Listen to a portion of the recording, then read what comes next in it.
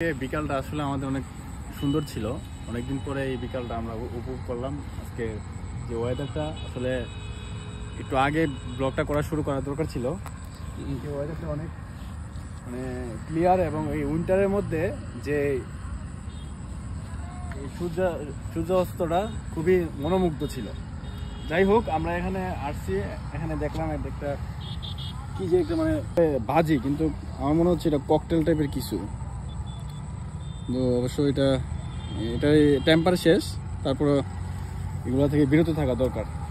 যাই হোক, আজকের এই যে এই জায়গাটা হচ্ছে গিয়া শেখ হাসিনা রুট, মানে ওই শেখ হাসিনা না, কিন্তু যে সেই এই যে ভিউটা, এই যে আমরা একটু দূরে আছি, এদিকে কাপলসরা বা ফ্রেন্ড সার্কেলরা এখানে বসে আছে। আবার এদিকে একটা জিনিস হচ্ছে ওই যে টি স্টলটা, এখান থেকে ইয়ে করা যায়, কি যে বলে 10 টাকা দিয়ে কি যে পার্টি আছে না, পার্টি নিয়ে আধা ঘন্টা কি 1 ঘন্টা বসে মানে আড্ডা দেওয়া যায় আর কি। যাই হোক, আপনারা উপভোগ করেন এই যে ভিউটা, এই যে চাঁদটা অনেক সুন্দর। যাই হোক, আচ্ছা আমি একটু সামনে যাই, সামনে গেলে দেখা যায় কি পানি নাই। যখন বর্ষার সময় এই যে আমি যে জায়গাটাতে হাঁটতেছি, এই জায়গাটা অলরেডি মানে পানির নিচে চলে যায় আর কি।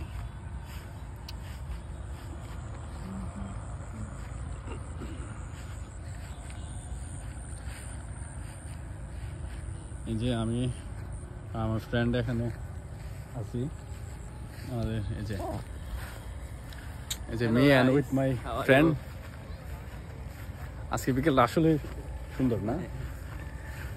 আজকে অনেকদিন পরে এই বিকালটা উপভোগ করলাম।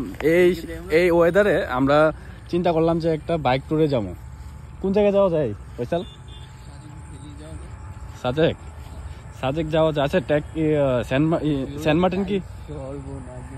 ওয়াও, হ্যাঁ। আর এই ভিউটা তো যে কুয়াকাটা বা সেন্ট মার্টিন গেলে সেরকম ভাবে হয়েছে।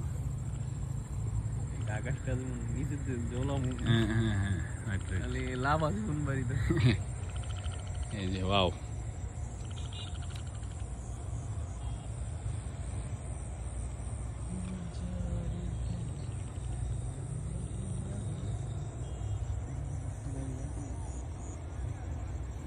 চাঁদরাও সেই, হ্যাঁ আজকে চাঁদরাও একা আছে।